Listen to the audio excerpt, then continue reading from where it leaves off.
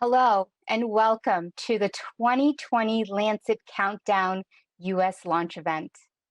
My name is Surili Sutaria Patel. I'm the director for the Center for Climate Health and Equity at the American Public Health Association, and I'll be your master of ceremony for today's event. Never before have we seen co-occurring crises wound the country and the world, while simultaneously unearthing deeply rooted social and racial injustices. The short and long-term health implications of climate change, COVID-19, and the movement for Black lives beg the need for action that addresses all aspects of harm brought upon us today.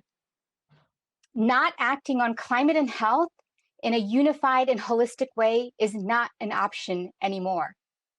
That's why I'm looking forward to today's event, where we will cover holistic approaches for a healthier future. Now it's my pleasure to introduce the first speaker today, Executive Director of the Lancet Countdown on Health and Climate Change, Dr. Ian Hamilton. Thank you very much. Dear colleagues and friends, welcome today. I'm pleased to join you to discuss the findings of this year's global report of the Lancet Countdown on Health and Climate Change and what this means in the United States. In 2015, the Lancet Commission concluded that anthropogenic climate change threatens to undermine the past 50 years of gains in public health, but that tackling climate change could be the greatest global health opportunity of the 21st century. Each year since 2015, the Lancet has published the countdown, which tracks the world as it moves from seeing climate change as a threat to human health to the response to climate change as an opportunity for human health. At 1.2 degrees of warming, no country, including the United States, is immune from the health impact of climate change. Climate change-induced shocks are claiming lives, damaging health, and disrupting livelihoods in all parts of the world right now. No continent, country, or community remains untouched by climate change. Further, it is the most vulnerable and disenfranchised in our society who bear the greatest burden of climate change, revealing a deeper question of justice and equity to our need to take action today. Unless urgent action is taken, the health impacts of climate change are set to worsen, with our health systems at risk of becoming overwhelmed and unprepared for this future. The COVID-19 pandemic has shown us that when health is threatened on a global scale, our way of life can come to a standstill. But threats to global health are worsening as a result of climate change. And unless we act today without delay, we will face further disruptions to lives and livelihoods. We don't have the luxury of tackling one crisis at a time. The health harms of climate change are compounding the impacts of pandemics. Wildfires and extreme weather events have affected communities at the same time as the pandemic.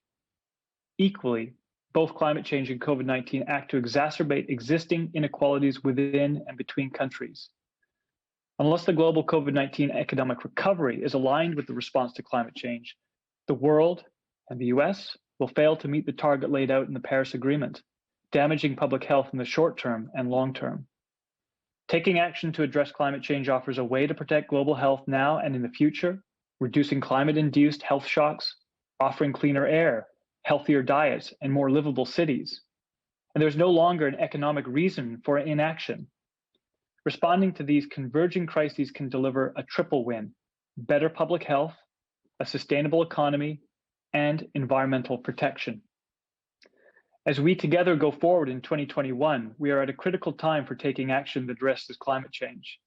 The coming COP26 and the need for the majority of countries to submit their second NDCs, or in the case of the US, to rejoin this effort. They must take bold action to address climate change. In addition, we must align our recovery efforts from the global pandemic to both tackle climate change and protect our health now and in the future. I'm very much looking forward to this US event today and the incredible collaboration we have from across the US, and one that in this coming year we will further strengthen. Thank you very much.